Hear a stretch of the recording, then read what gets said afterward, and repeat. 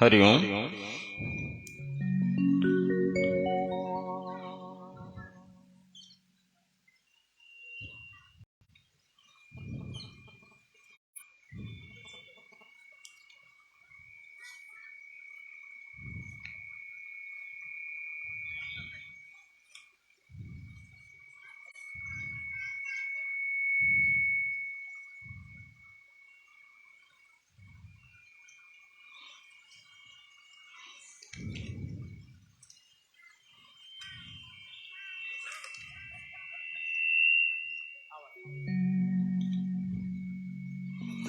स्वस्ति श्री गणेशाय नमः। स्वस्ति श्री गौर्यै नमः। लंबोदरं परम सुंदरमेकदन्तम्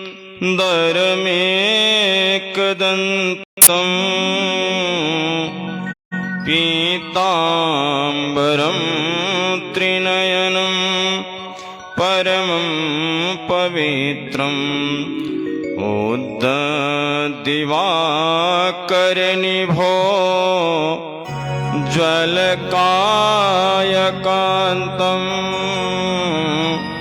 विघ्नेश्वरं सकलविघ्नहरं नमामि। ध्येयं सदा परिविघ्नं भेष्टदोहं तीर्थास्पदं सुविरञ्चिनुतं शरणं भृत्यार्तिहं प्रणतपालभवाब्धिपोतम् वन्दे महापुरुषते चरणारविन्दं। नारायणं नमस्कृत्य नरं चैव नरोत्तमं देवीं सरस्वतीं व्यासं ततो जयमुदीरयेत्। लोकाभिरामं रणरङ्गधीरं राजीवनेत्रं रघुवंशनाथं कारुण्यरूपं करुणाकरन्तं श्रीरामचन्द्रं शरणं प्रपद्ये। कृष्ण त्वदीय पद पंकज पंजरान्ते आद्यैव मे विसतु नसराजहंस प्राण प्रयाण समये कफवात पीतै कंठावरोधन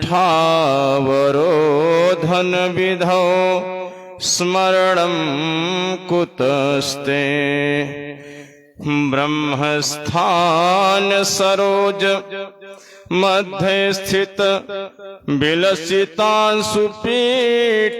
स्थितां स्फुर्जा सूर्यरुचिम्बराभयकरं कर्पूरकुन्दोज्ज्वलं श्वेताग्रश्वेतवसना नुलेपनियुतं विद्युदुचाकान्तया संश्लिष्टार्धतनुं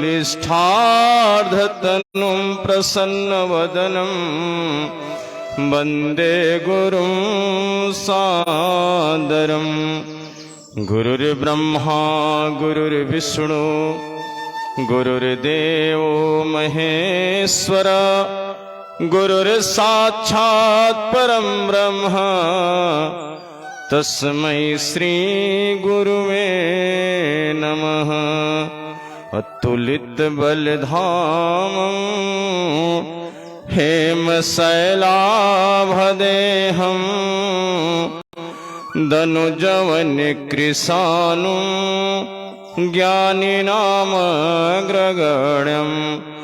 सकलगुणनिधानं वानराणामधीशं रघुपतिप्रियभक्तं वातजातं नमामि। हे हनुमन्त अनंत उदारे हमारी कहानी प्रभु को सुना दो। जीवन का वह भाव जगा प्रभु नाम की डोरे हमें भी थमा दो। आप ही त्याग दिए महावीर अपनाएगा कौन हमें ये बता दो। मेरे तो आप ही हो हनुमान भगवंत कथा रस पाने करा दो। जय जय श्री राधा रमण जय जय नवल किशोर जय गोपी चित चोर प्रभु जय जय माखन चोर। सुतदारायौ लक्ष्मी ई पापियों के घर होए संत दरसयो हरि कथा जग में दुर्लभ दो। जय जय जय जाम जित दोष गृभीत गुणम त्वं यदात्मना समवरोध समस्त भग। अग जग दोक साम खिल सत्यवबोधकते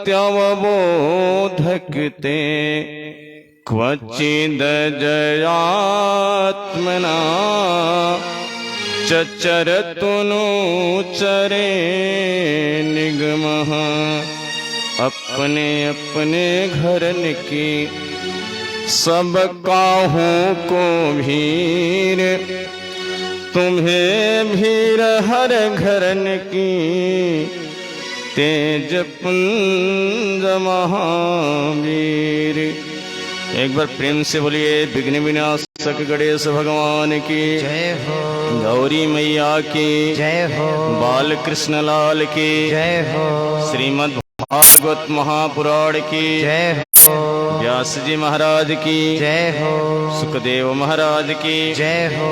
अखिल ब्रह्मांड की निखिलेश्वरी जगदीश्वरी रस रसेश्वरी स्मरांतिका पुरांतिका जगदम्बिका भुवनेश्वरी माता विंध्यवासिनी के चरणों में साष्टांग प्रणाम करते हुए अपावन को पावन करने वाले भूत भावन मन भावन भगवान सांब सदा शिव के चरणों में साष्टांग प्रणाम करते हुए परम संत बलवंत हनुमान जी महाराज के चरणों में साष्टांग प्रणाम करते हुए तथा भगवान कृष्ण का साक्षात वांगमय स्वरूप श्रीमद् भागवत महापुराण के चरणों का शरण ग्रहण करते हुए तथा सुदूर अंचल से चलकर आए हुए मेरे ही आत्मा के अभिन्न जो ईसावास्यमिदं सर्वम यत् किंचाम जगताम जगत की भावना पर आधारित हैं पितृपक्ष मातृपक्ष देश के कर्णधार भावी बच्चे तथा इस कथा के मुख्य श्रोता जिनको भगवान ने ऐसा अवसर दिया, पूर्वजों की कृपा हुई, इस श्रीमद् भागवत महापुराण परमहंसों की संहिता रूपी कथा के मुख्य श्रोता माननीय श्यामधर तिवारी जी, सपत्नीक उमेश चंद तिवारी जी, मुकेश चंद तिवारी जी, उनके भाई तथा हमारे साथ विंध्य क्षेत्र से चलकर आए हुए बड़े होतबड़ विद्वान माननीय लक्ष्मी शंकर पांडे जी जो पारायण का कार्य कर रहे हैं, विष्णु सहस्त्र नाम गायत्री जप का कार्य माननीय महेंद्र पांडे जी जो विंध्य क्षेत्र से आए हैं कर रहे हैं। आप सबको व्यासपीठ की तरफ से साधुवाद तथा संगीत को सुरों में पिरो रहे विंध्य क्षेत्र प्रयाग क्षेत्र से चलकर आए हुए तिवारी जी, प्रद्युम्न तिवारी जी, माननीय प्रशांत जी जो ढोलक वादक का कार्यक्रम कर रहे हैं, रोहित सिंह जी जो पैड पर हैं, सबको व्यासपीठ की तरफ से साधुवाद। परमात्मा आपको इसी तरह से अपने कार्यों में संलग्नित रखे।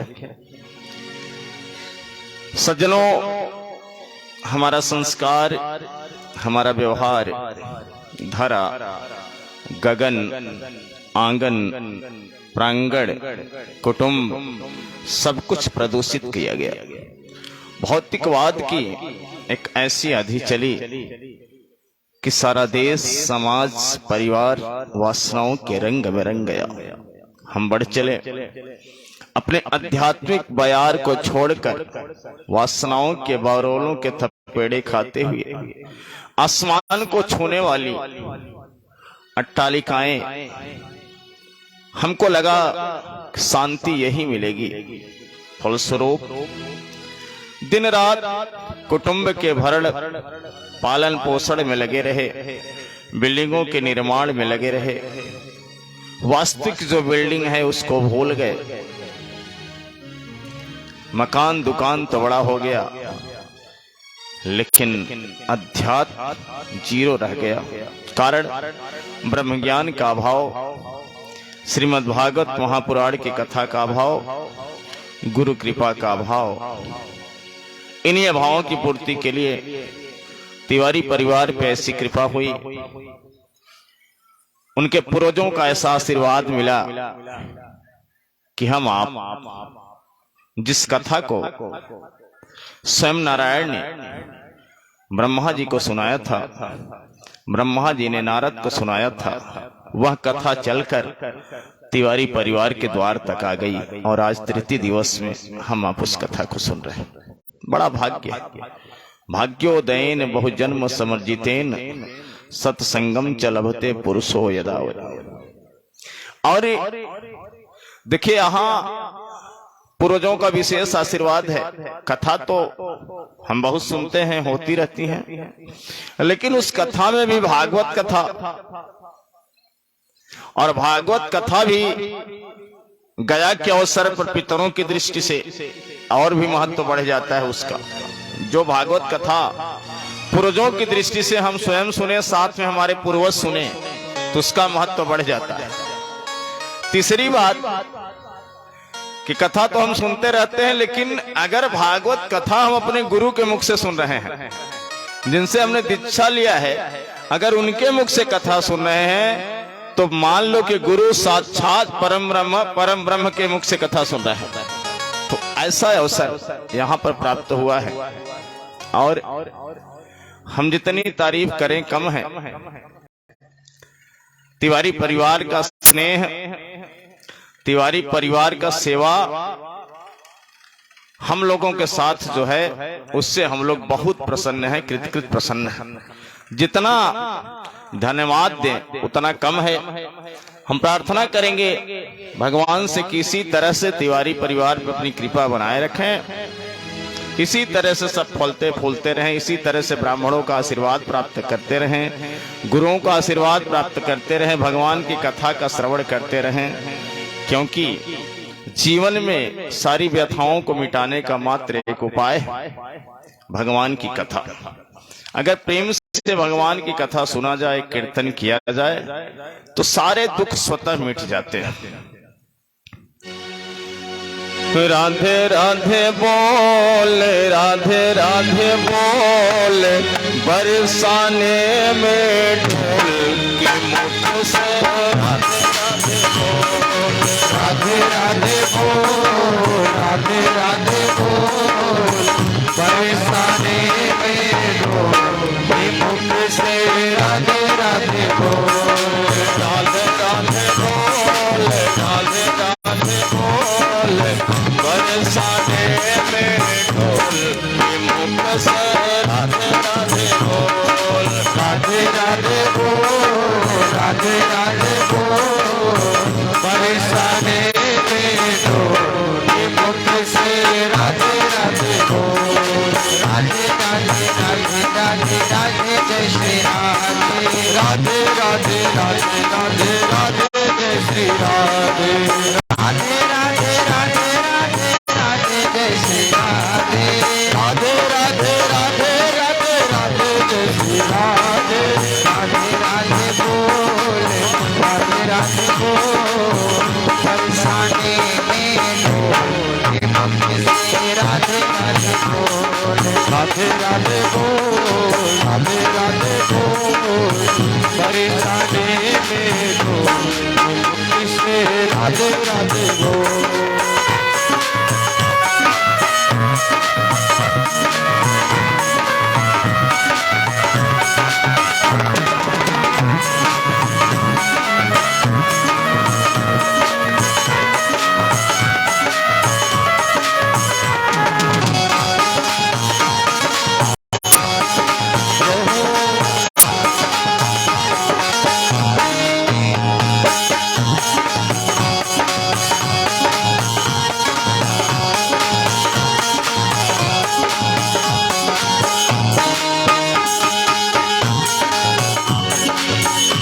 बरसानो धाम रखिलो, श्री बरसानो धाम रखिलो, श्री बरसानो धाम रखिलो,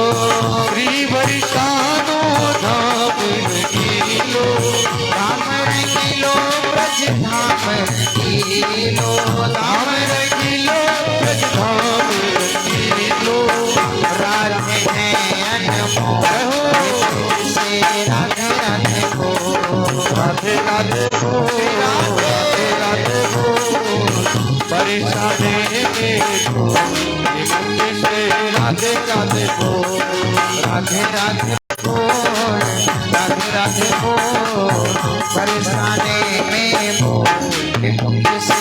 राधे राधे बोल, राधे राधे बोल, राधे राधे बोल, परेशानी में डूब राधे राधे बोल, राधे राधे राधे राधे राधे जय श्री राधे, राधे राधे राधे राधे राधे जय श्री राधे, राधे राधे राधे राधे राधे जय श्री राधे, राधे राधे राधे राधे राधे जय श्री राधे, राधे राधे बोल, राधे राधे बोल, परेशानी में हो राधे राधे बोल, राधे राधे बोल, राधे राधे बोल, परेशानी में हो राधे राधे बोल, परेशानी में हो राधे राधे बोल, परेशानी में हो राधे राधे बोल। प्रश्न क्या है कि जो व्यक्ति मृत्यु के करीब हो उसको क्या करना चाहिए? यह प्रश्न केवल परीक्षित का नहीं है, हमारा आपका सबका है, संपूर्ण समाज का है। कब मृत्यु आ जाए इसका कोई पता नहीं है, एक पल का भरोसा नहीं है, कल की चिंता क्यों करते हैं? एक श्वास का भरोसा नहीं है, अगली श्वास आएगी कि नहीं। तो कहा जो व्यक्ति मृत्यु के करीब हो उसको क्या करना चाहिए? क्योंकि आप मानते हैं कि आपने किया या आपने किया या आपने किया नहीं, एक कदम बगैर भगवान की कृपा के आप नहीं चल सकते। जिन सीढ़ियों से रोज छत पर जाते हैं, उतरते रहते हैं, एक दिन उन्हीं सीढ़ियों से गिरते हैं, पैर टूट जाता है। सीढ़ी वही है, पैर वही है, घर वही है, आप वही हैं। लेकिन जब परमात्मा ने आपको नहीं संभाला तो वही सीढ़ी काल बन गई। कहने का तात्पर्य हर कदम उसका है, जितने कदम रखते हैं गिन के रखते हैं, हर कदम परमात्मा का है, हर स्टेप परमात्मा का है। तो कहा किस लिए जो मृत्यु के करीब हो उसे भगवान की कथा ज्यादा से ज्यादा सुननी चाहिए। कहा क्यों? क्योंकि भगवान की जब कथा सुनेंगे, उनका महत्व समझेंगे, तो उनके विषय में आपकी रुचि जागृत होगी। जिसको आप जानेंगे उसको मानेंगे, जिसको जानेंगे नहीं उसको कैसे मानेंगे? भाई मैं अगर इस गांव में आ गया तो जो मेरे शिष्य हो, जान है, गुरु जी हैं, भगवान हैं, वो जान रहे हैं तो मान रहे हैं। लेकिन जो जानेगा ही नहीं, किसी को स्टेशन पर मिल जाए तो उसके लिए आम बात है। तो जो जानेगा वो मानेगा। तो कथा इसलिए आवश्यक है, जब आप कथा सुनेंगे तो भगवान के गुणों को जानेंगे, भगवान के विषय में जानेंगे। जब भगवान के विषय में जानेंगे तो भगवान को मानेंगे। क्यों कथा क्यों आवश्यक है? कहा एक एक क्षण जीवन का कम हो रहा है। आप जीवन में हैप्पी बर्थडे मनाते हैं, बहुत प्रसन्न होते हैं, लेकिन उस दिन दुखी होने की भी जरूरत है कि 1 साल जीवन का कम हो गया। 84 लाख जन्मों के बाद मनुष्य का शरीर मिला, और केवल इसलिए कि जीवस्य तत्व जिज्ञासा नार्थो यशेह कर्म भी, केवल भगवान को प्राप्त करने के लिए और कोई दूसरे काम के लिए नहीं आए। तो कहा वह कार्य न करके और जो भी कार्य कर रहे हैं वो सब गौड़ है, उनका कोई अर्थ नहीं है। तो कहा एक एक सेकंड जीवन से कम होता जा रहा है, इस बात की चिंता करनी चाहिए। कहा जो 2 चीजों को प्रतिदिन याद करना चाहिए, एक भगवान को और एक अपनी मृत्यु को। प्रतिदिन सुबह उठते ही अगर आप सोचें कि एक सत्ता है भगवान जो मुझे चला रही है, और ये सोचें कि एक दिन आपकी भी मृत्यु होगी, ये 2 चीजों को जो याद करेगा उसके जीवन से संकट और बुराइयां कम होती जाती है। क्योंकि जब आपको पता चलेगा शरीर नश्वर है, एक दिन नष्ट हो जाएगी, तो फिर घमंड किस बात का, किस बात का गुमान, किस बात का अहंकार? अरे तो माटी है, माटी में मिल जाएगी। तो ये माटी का क्या घमंड, क्या गुमान, ये तो मिट्टी है, मिट्टी में मिल जाएगी।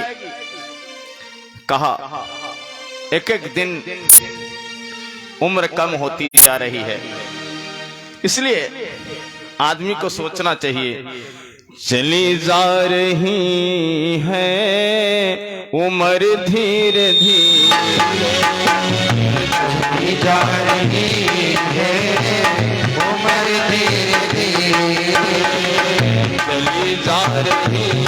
है उम्र धीरे धीरे, चली जा रही है उम्र धीरे धीरे, पल पल आठो पहर धीरे धीरे, पल पल को पहर धीरे धीरे, चली जा रही है उम्र धीरे धीरे, चली जा रही है उम्र धीरे धीरे।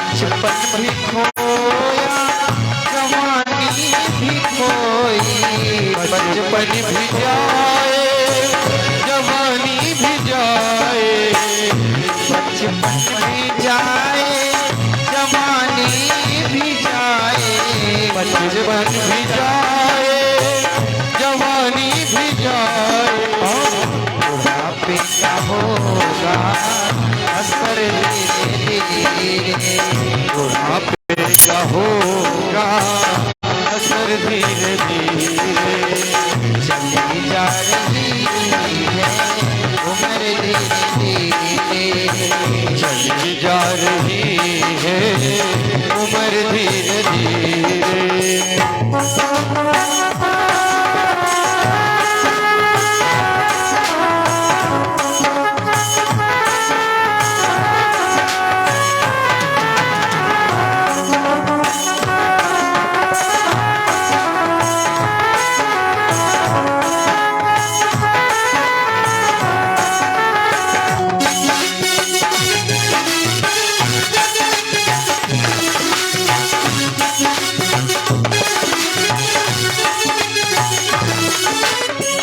तेरे हाथ पाँव में बल ना रहेगा, तेरे हाथ पाँव में बल ना रहेगा, तेरे हाथ पाँव में बल ना रहेगा, तेरे हाथ पाँव में बल ना रहेगा, रुकेगी तुम्हारी कमर धीरे धीरे, चली जा रही है उम्र धीरे धीरे, चली जा रही है उम्र धीरे धीरे, चली जा रही है उम्र धीरे धीरे।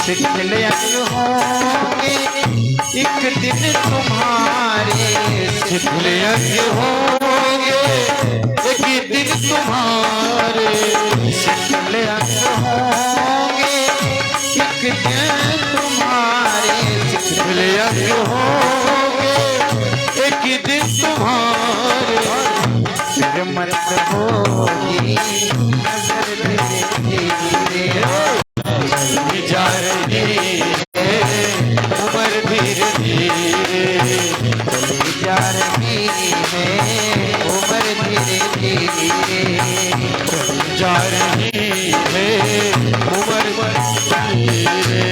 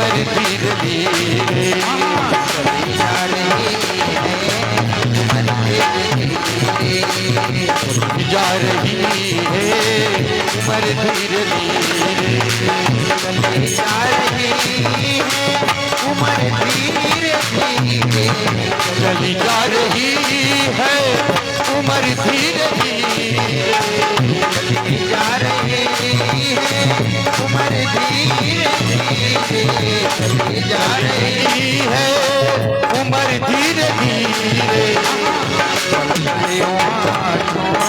उम्र धीरे धीरे जा रही है, उम्र धीरे धीरे जा रही है, उम्र धीरे धीरे जा रही है, उम्र धीरे धीरे। एक बार प्रेम से बोले कृष्ण कन्हैया लाल की जय हो। श्रीमद् भागवत महापुराण की जय हो।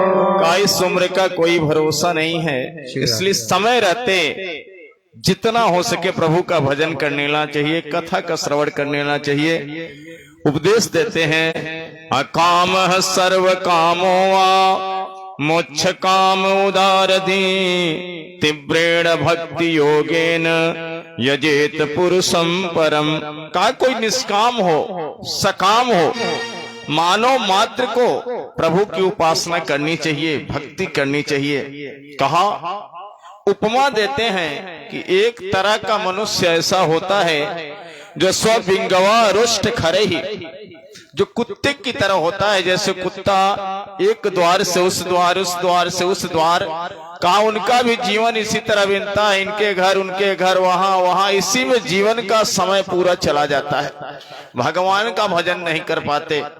कहा दूसरा है बट बराह ग्रामीण सूकर। कहा ग्रामीण सूकर की उपमा क्यों दिया? कहा ग्रामीण सूकर जो भी पाता है अनाप शनाप भच्छा भच्छ भच्छ सब कुछ खाता है। कहा मनुष्य जिसमें खान पान का संयम नहीं है, क्या खाना है, कैसे खाना है, कौन सी चीजें ग्रहण करनी चाहिए, जिसमें ये संयम नहीं है, कहा उसकी क्या दशा है? कहा बट बरा है। कहा लेकिन कलयुग में क्या होगा? कहा जो अन्य युगों का दोष था वही कलयुग में गुण बन जाएगा और पूरा समाज उसी हिसाब से चलेगा, किसी को कोई परहेज नहीं रहेगा। कहा अन्य युगों में आप देखते थे या इसी युग में कुछ दिन पहले लोग बैठकर भोजन करते थे, खड़े होकर भोजन करना मानो अपराध पाप माना जाता था। अगर कोई खड़े खड़े कुछ खाए तो घर के बुजुर्ग कहते बैठ जाओ, ऐसे नहीं खाना चाहिए। लेकिन आज कल जो दोष था वही गुण हो गया। हम बफर सिस्टम में सब लोग खड़े होकर भोजन कर रहे हैं और कोई किसी को परहेज नहीं है, एकदम सामान्य बात बन गई है। शुरू में परहेज हुआ होगा लेकिन अब सामान्य बात हो गई। कहा कल लोग कैसे भोजन करते थे? कहा जूता चप्पल उतार कर, तब क्योंकि अन्नपूर्णा है ग्रहण करते थे। अगर कोई भूल से चप्पल पहन के चाय भी पी रहा है तो लोग कहते हैं अरे चप्पल पहने चाय पी रहे।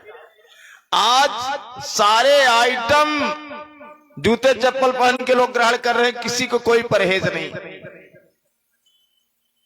लहसुन प्याज वर्जित नहीं है, सब ग्रहण कर रहे हैं बड़े आसानी से।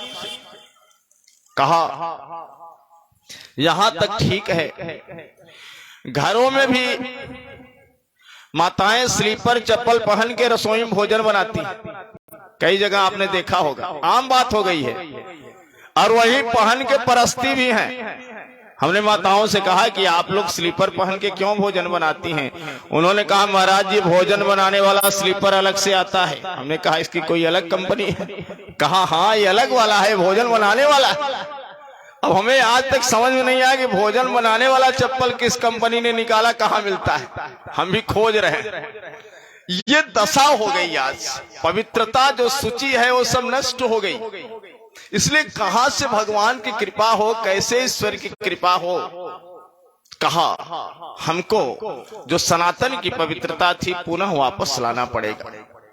जब वैसी पवित्रता वापस आएगी तो निश्चित रूप से भक्ति अच्छी लगेगी, कथा अच्छी लगेगी। आज जो कथा में रुचि नहीं हो रही है, भक्ति अच्छी नहीं लग रही, उसका यही कारण है।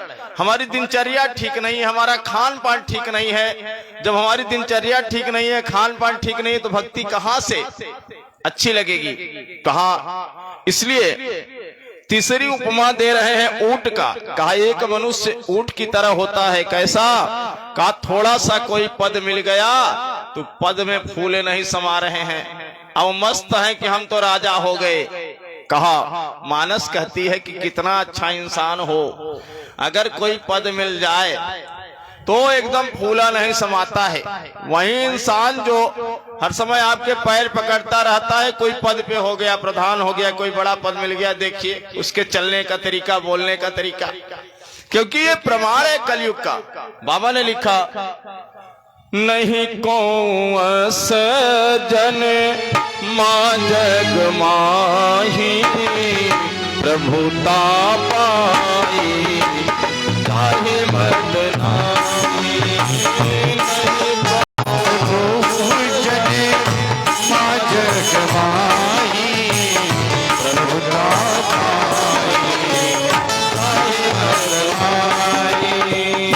कहा, संसार में ऐसा कोई नहीं है कि प्रभुता मिले, पद का मद सबको हो जाता है। कहा, नहीं, ये पद आज है कल नहीं रहेगा। चींटी से लेकर ब्रह्मा तक की आयु निर्धारित है, ब्रह्मा तक की। अगर कोई ब्रह्मा हो जाए तो ब्रह्मा को भी अपने पद का अहंकार नहीं करना चाहिए, क्योंकि एक ब्रह्मा के बाद दूसरे ब्रह्मा आते हैं। अब्राहन भुवनालोको पुनरावर्तिनो अर्जुन। भगवान कृष्ण गीता में कहते हैं कि चींटी से लेकर ब्रह्मा तक की आयु निर्धारित है। आज पद मिला है, हो सकता है कल चला जाए, लेकिन इस तरह से रहिए कि लोग आपको याद करें। और कितना बड़ा पद प्राप्त कर लो, फिर भी यहाँ से जाना है। कोई ऐसा पद होता कि ये मिल गया तो मेरी मृत्यु नहीं होगी, तो अच्छा होता, लेकिन ऐसा कोई पद नहीं कि उसे पाले मृत्यु न हो। मृत्यु होना है, किसी भी पद पे हो जाइए, जो शाश्वत सत्य है। तो जब जाना ही है, ये एक तरह से धर्मशाला है, तो यहाँ जब आए हैं कुछ दिन तो अच्छे से रह लीजिए। कहा, चौथी उपमा है गधे की, जो इधर से उधर केवल बोझ ढोता है। यहां से बोझ उठाया, वहां रखा, उसको पता नहीं मानव का जन्म मिला क्यों है। सवाल ये है कि मनुष्य का शरीर हमें आपको क्यों मिला है, ये सोचना है। हु एम आई, मैं कौन हूं, यह जानना है। जीवन भर जान ही नहीं पाते कि हम कौन हैं। माता पिता ने जो नाम रख दिया, किसी का राजू, किसी का श्याम, किसी का कुछ, वही मान लिया। किसी ने नाम दे दिया राजू तो मान लिया कि हम राजू हैं, जिंदगी भर अपने को राजू मानते रह गए। किसी का नाम श्याम हो गया तो जिंदगी भर अपने को श्याम मानते रह गए। नहीं, आप आत्मा है। ये नाम तो जितना जन्म लिए उतने जन्मों में नाम आपको मिला, लेकिन आप आत्मा है। और आत्मा का उद्देश्य केवल परमात्मा से मिलना है। नाम, उपाधियां, घर द्वार तो जितना जन्म लिए उतने जन्मों में सब आपको मिलते रहे। कहा, इसलिए चौथी उपमा गधे की दिया। कहा, कुछ लोग इस तरह से होते हैं जो जीवन भर बोझा ढोते रहते हैं, उनको पता ही नहीं होता है कि जीवन में क्या करना चाहिए।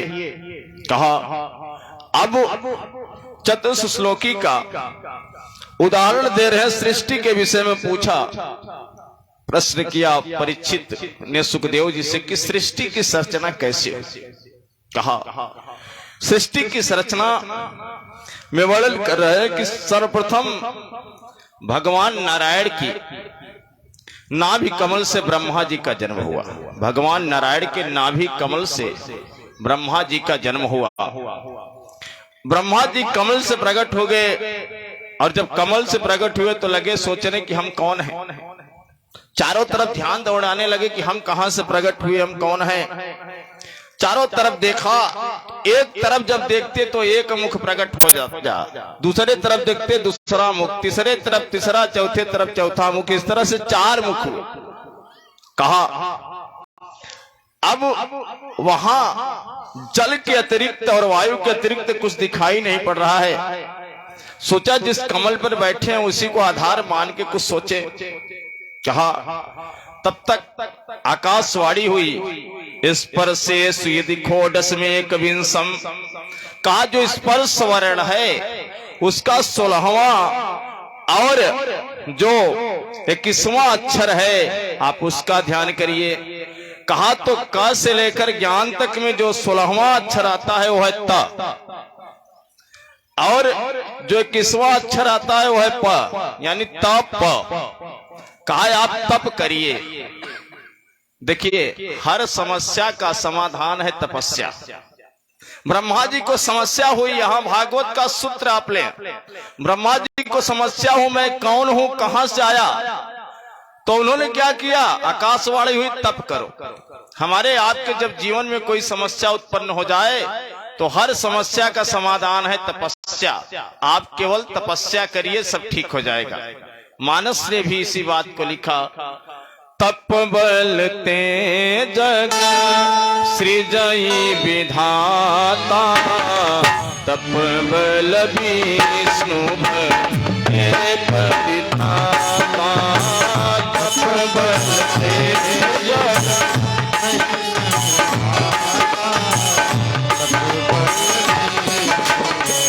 भय परिताता, तप बल ते जग सृजई विधाता, तप बल विष्णु भय परिताता। तप के बल से ही सृजई विधाता इतने बड़ी सृष्टि की रचना के लिए तप का बल आवश्यक है, बिना तप के नहीं हो सकता। कहा ब्रह्मा जी ने कहा कि हे आकाशवाणी मैं तप तो करना चाहता हूं। कहा आप तप करिए, तप के बाद सृष्टि की रचना करिए। उन्होंने कहा मैं सृष्टि की रचना कैसे करूंगा, कोई काम करने के लिए उसका कोर्स करना पड़ता है।